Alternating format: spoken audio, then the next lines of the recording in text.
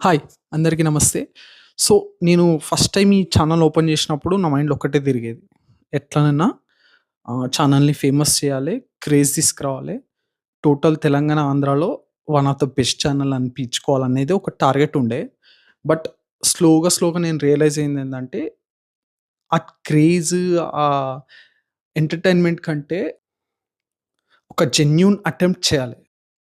దీన్ని ఖచ్చితంగా హానెస్ట్‌గా నేను ఎట్లుందో అట్లా తీసుకొచ్చి మీ ముందలకి పెడతా. అది కరెక్టా? కాదా? అని మీరు డిసైడ్ కండి.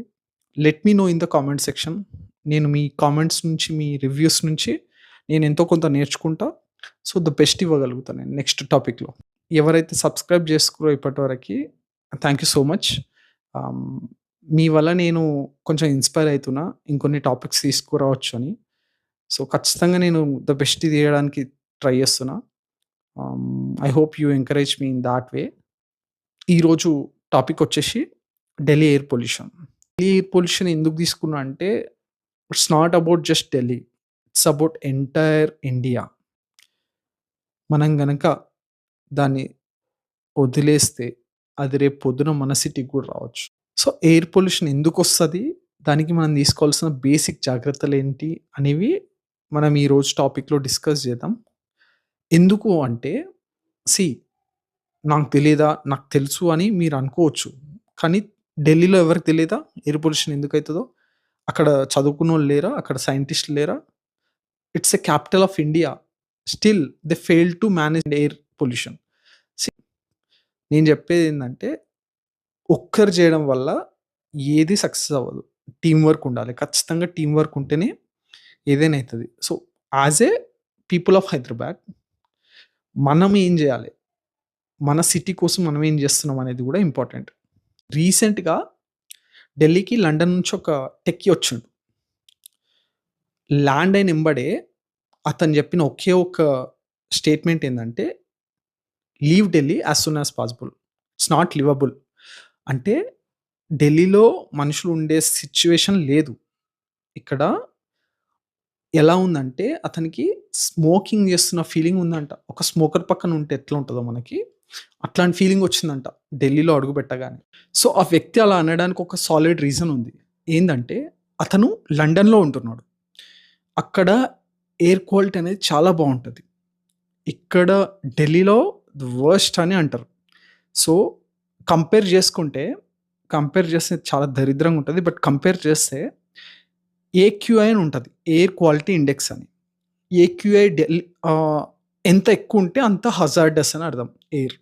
సో, ఢిల్లీలో వచ్చేసి ఇట్స్ బిట్వీన్ 227-300. చలికాలంలో అది ఇంకా 400 వరకు గూడా ఎళ్తదని అంటుర్రు.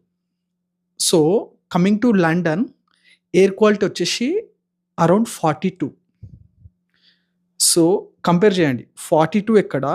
227-306 ఆర్ 400 ఎక్కడ?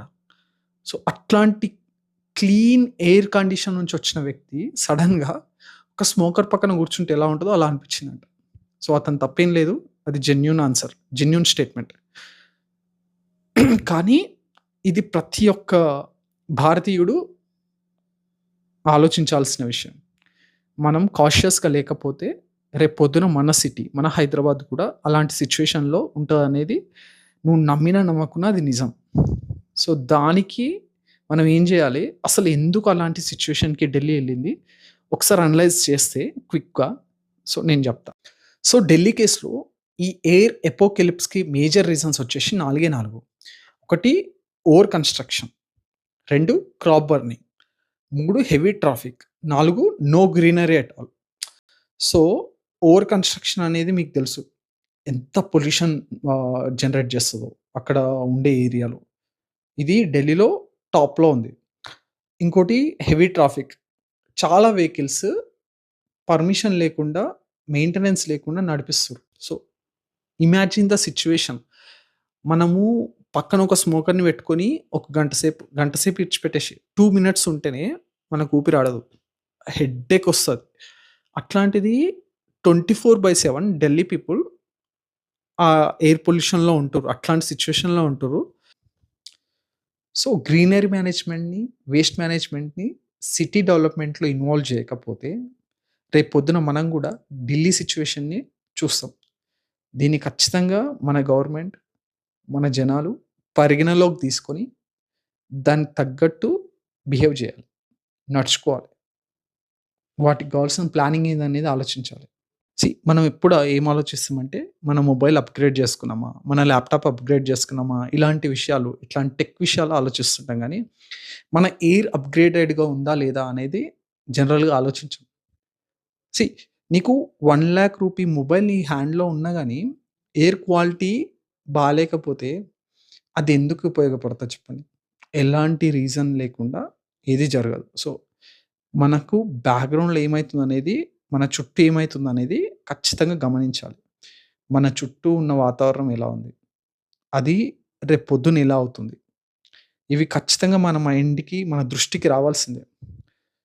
వీటి గురించి గూడా ఆలోచిస్తేనే రేపు పొద్దున ఫ్యూచర్ బావుంటది. మనదే గాదు, మన తర్వాత వచ్చే తరానిది గూడా.